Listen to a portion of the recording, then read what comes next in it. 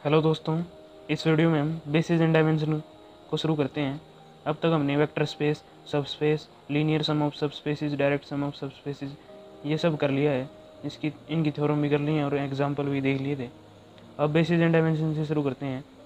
उसके लिए हमें बेसिक स्ट्रॉन्ग करना पड़ेगा अपना। उसके लिए लीनियर कम्बिनेशन ऑफ वेक्टर्स देखते हैं एक बार क्या होता है। लीनियर कम्बिनेशन ऑफ वेक्टर क्या होगा? A vector V belong to V is said to be a linear combination of the vector v1 v2 up to vn belong to v if v can be expressed as v कोई element होगा vector space का और वो उस vector space के n element के linear combination में कब लिखा जाएगा? अगर उसको हम ऐसे एक्सप्रेस कर दें v is equal to a one v one plus a two v two plus up to a n v n. जो ए वन ये जो स्केलर लिए है ना हमने ए वन ए टू ये फील्ड के होंगे। फील्ड कोई भी हो सकता है। जैसे आप एक एग्जांपल दे समझो आप, जैसे कोई फंक्शन है टू वेरिएबल में x square plus y square minus two x y, ये कोई फंक्शन है। इसे हम जेड सपोज कर रहे हैं फंक्शनल वैल्यू को इसकी। यहाँ पर क्या हुआ? जेड जो है एक्स और वाई के लीनियर कम्बिनेशन में लिखा जा रहा है। यहाँ से आपका बेसिक पता चल जाएगा। लीनियर कम्बिनेशन में नहीं लिखा जा रहा है। लीनियर के लिए क्या होता है? लीनियर में वेरिएबल की पावर 1 होती है। जैसे a x plus b y is equal to c, ये कोई लाइन है तो इसमें वेरिएबल की पावर क्या है? 1। और ये आपस में मल्टीप्लाई भी नहीं है। वेरिएबल आपस में मल्टीप्लाई भी नहीं होनी चाहिए और उनकी पावर भी 1 1 होनी चाहिए। उनको लीनियर कहते हैं। अब कोई वेक्टर वी जो है वेक्टर स्पेस वी एफ में बिलोंग करता है, उसको अगर हम a one v one plus a two v two plus up to a n v n ऐसे दिखा दें तो v जो है वो लीनियर कम्बिनेशन में कहा जाएगा इन सभी वेक्टर की। यहाँ पर वेक्टर से आप वो मत समझिए वेक्टर कोई vector a i cap plus b j cap ये वाले वेक्टर नहीं। वेक्टर कोई भी एलिमेंट उस जो v सेट है। वेक्टर स्पेस क्या होता है? बेसिकली एक वेक्टर एक सेट होता है और दो बाइनरी ऑपरेशन होते हैं, इंटरनल और एक्सटर्नल। जो इस v सेट के एलिमेंट होते हैं उनको वेक्टर कहते हैं। वो कुछ भी हो सकते हैं, मैट्रिक्स भी हो सकती है, कॉम्प्लेक्स नंबर भी, रियल नंबर भी, एन टप्पल भी। तो लीनियर कम्बिनेशन में कब कहा जाएगा? अगर हम किसी वेक्टर को इस फॉर्म में रिप्रेजेंट कर दें। एग्जांपल ले लो आप एक, जैसे v1 ले लिया हमने 1 1 1 और v2 ले लिया 1 0 1 और v3 भी ले लो, एक और ले लो 1 0 0। अब v को इनके लीनियर कम्बिनेशन में कब करेंगे? v ले लिया हमने 9 2 6। अब 9 2 6 जो है वो इनके मल्टीपल में लिखा जा रहा है।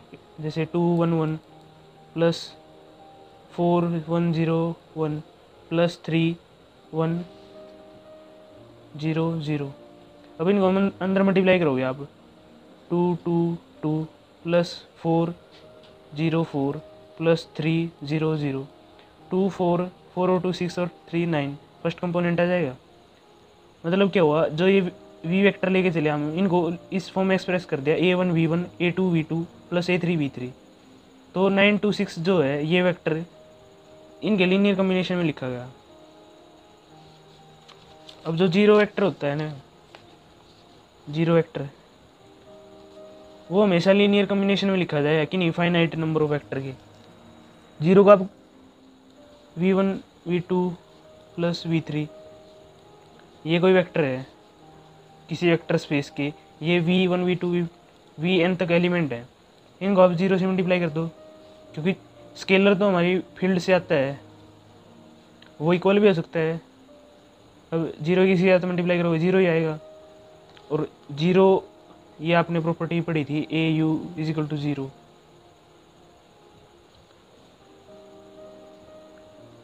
मतलब क्या है?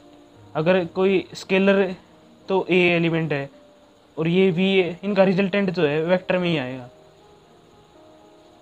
किसी स्केलर की मल्टीप्लाई वेक्टर के साथ करोगे तो रिजल्ट जो है वेक्टर आएगा। ये आपकी स्केलर मल्टीप्लिकेशन प्रॉपर्टी होगी एक्सटर्नल बाइनरी ऑपरेशन में। ए फील्ड का एलिमेंट लेते थे और वी जो है वो वेक्टर स्पेस में मतलब जो वी सेट था, और इनका रिजल्टेंट क्या आता था, वी में आता था। तो ये भी जीरो वेक्टर बनाएगा, ये भी zero, zero plus zero. Zero vector को हमें मतलब लीनियर कम्बिनेशन में लिख सकते हैं कि इनफाइनाइट नंबर ऑफ सेट। अब लीनियर डिपेंडेंस और इंडिपेंडेंस पढ़ते हैं वेक्टर की, क्या होते हैं। कोई भी वेक्टर लीनियर इंडिपेंडेंट कब होंगे, इंडिपेंडेंट और डिपेंडेंट कब होंगे, अलग अलग। Let V be a vector space, a set of vector v v1 v2 up to vn belong to v is said to be a linear dependent over f if there exists scalar a1 a2 a3 up to an not all zero such that a1 v1 plus a2 v2 plus an vn is equal to 0। आप एक ये कोई दो variable हैं y और x, ये dependent कब होंगे, जब इनके बीच में कोई स्केलर मल्टीप्लिकेशन हो एक दूसरे का, y is equal to 2x plus 3,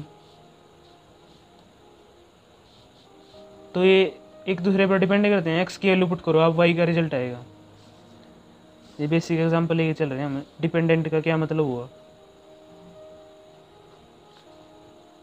y is equal to 2x 5x, मतलब एक वेक्टर जो है दूसरे का स्केलर मल्टीप्लिकेशन है।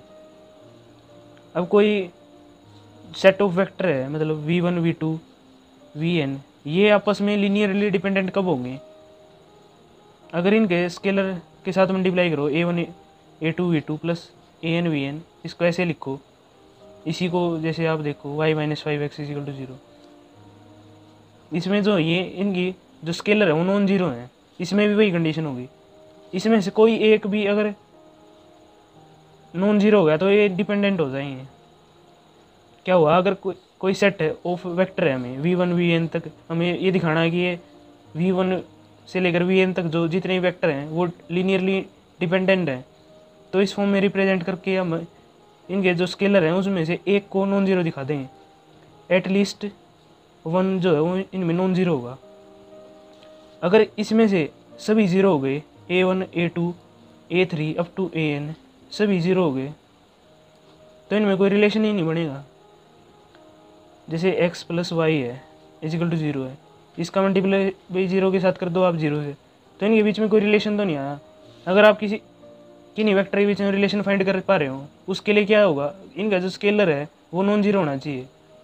अगर रिलेशन फाइंड कर पा रहे तो वो डिपेंडेंट होंगे। अगर उनका स्केलर जो हैं सभी ज़ीरो हैं तो वो क्या होंगे, लीनियरली इंडिपेंडेंट होंगे, वो आपस में डिपेंड नहीं करेंगे। एक बार डेफिनेशन भी देख लो आप। Let V F be a vector space, a set of vectors v1 v2 up to vn belong to v is set to be linearly independent if, उसको लीनियर कम्बिनेशन में लिखो फॉर जो ये स्केलर हैं a1 अप टू a1 से लेकर a2 an तक field के एलिमेंट होंगे, जो स्केलर है सभी जीरो के इक्वल हैं। अब यहाँ से रिमार्क बनेगा। फर्स्ट रिमार्क है, an infinite set of vector of v is said to be linearly independent if its every finite subset is linearly independent, otherwise it is linearly dependent। क्या हुआ, अगर कोई फाइनाइट सेट लें हम vector का, infinite set v1 v2 up to vn और आगे भी इन्फिनिटी तक जा रहा है। इनफाइनाइट का मतलब तो यही हुआ, इसमें इन्फिनिटी नंबर ऑफ एलिमेंट है, मतलब काउंट नहीं कर सकते। अब इसका कोई भी हम सबसेट लें v1 v2 up to vn तक, ये लीनियरली, अगर ये लीनियरली इंडिपेंडेंट है तो ये भी लीनियरली इंडिपेंडेंट होगा। यही कह रखा है, मतलब हर फाइनाइट सबसेट जो है लीनियरली इंडिपेंडेंट होगा। अगर ये लीनियरली डिपेंडेंट होगा तो ये लीनियरली इंडिपेंडेंट नहीं रहेगा, ऑटोमेटिक बात है।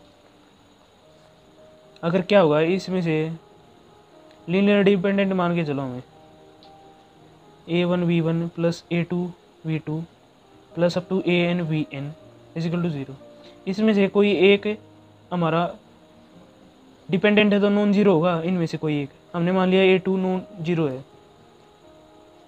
अब अगर a2 नॉन जीरो है तो v2 को हमें इन सभी को उस साइड लेके जाएं, माइनस a1 v1, मतलब और a2 से डिवाइड भी कर दें, तो v2 जो है इनके लीनियर कम्बिनेशन में लिखा गया, v2 जो है इन पे डिपेंड कर रहा है, तो v2 यहाँ पर भी इन पे डिपेंड करेगा बाकी पर, तो यहाँ पर भी लीनियर डिपेंडेंट हो जाएगा ये। पर हम लेके क्या चले जाए, इंडिपेंडेंट है। अगर ये सेट इंडिपेंडेंट है तो इसका हर एक फाइनाइट सबसेट जो होगा वो इंडिपेंडेंट होगा। अगर डिपेंडेंट होगा तो ये कॉन्ट्राडिक्ट कर देगा इसको, क्योंकि हम डिपेंडेंट लेके चले हैं तो ये A2 नॉन जीरो लेके चले तो यहाँ पर भी नॉन जीरो लेके ना पड़ेगा, और एक भी नॉन जीरो हो गया तो ये ऑटोमेटिकली लीनियर डिपेंडेंट हो जाएगा। अब सेकंड रिमार्क देखते हैं। सेकंड रिमार्क क्या कहता है, a set containing only the zero vector is linearly dependent to show that zero vector is linearly dependent, note that. अगर ये प्रूव करना होगा हमें, क्या कहा है इसने, अगर किसी सेट में जीरो वेक्टर आ गया ना, चाहे इसमें कितने भी एलिमेंट हो v1 v2, एक जीरो वेक्टर आ गया तो ये जीरो वेक्टर इस पूरे सेट को लीनियरली डिपेंडेंट बना देगा। क्यों बना देगा, ये प्रॉपर्टी पढ़ी होगी आपने, ये फर्स्ट प्रॉपर्टी थी हमारी वेक्टर स्पेस में।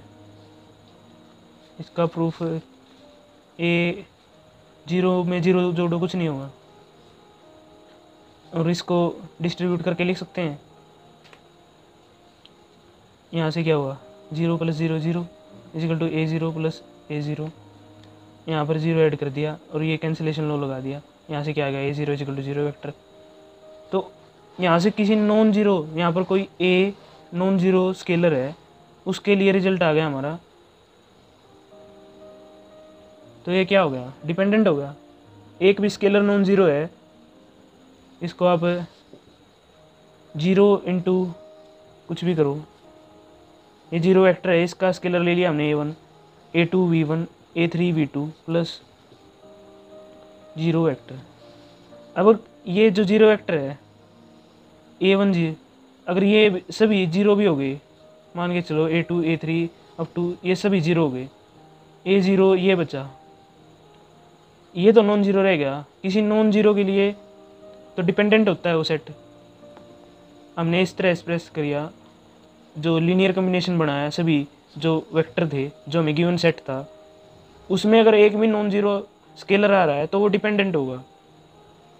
तो अब अगर किसी भी सेट में जीरो वेक्टर आ गया तो हमें ये सोचने की जरूरत नहीं है इंडिपेंडेंट होगा या डिपेंडेंट होगा। अगर जीरो वेक्टर है ना उस सेट में तो वो सेट डिपेंडेंट हो जाएगा। अब थर्ड देखो, a singleton set consisting of a non zero vector is always linearly independent. अगर कोई सिंगलटन सेट है, सिंगलटन में एक एलिमेंट होगा, मान लो u कोई वेक्टर है, वेक्टर क्यों कह रहे हैं, एलिमेंट v सेट से बिलोंग करता है, ये हमेशा लीनियरली डिपेंडेंट होगा। डिपेंडेंट कह रहा हूँ, इंडिपेंडेंट होगा। क्यों होगा, u नॉन जीरो होना चाहिए, और क्योंकि इसे हम ऐसे एक्सप्रेस करेंगे au = 0, तो इसमें जो है u नॉन जीरो है तो इसे जीरो होना पड़ेगा। दो की प्रोडक्ट जीरो की इक्वल आ रही है तो a को जीरो होना पड़ेगा, क्योंकि तो नॉन जीरो लेके चले हम। अगर a जीरो आ गया तो अगर स्केलर एक ही स्केलर है इसमें, तो स्केलर जीरो तो इंडिपेंडेंट और स्केलर नॉन जीरो था डिपेंडेंट। अब इस पे कुछ रिजल्ट कर देते हैं, इंडिपेंडेंट और इंडिपेंडेंट, वो नेक्स्ट वीडियो में करेंगे हम। अब ये लिए इतना ही रखते हैं। Thanks for watching.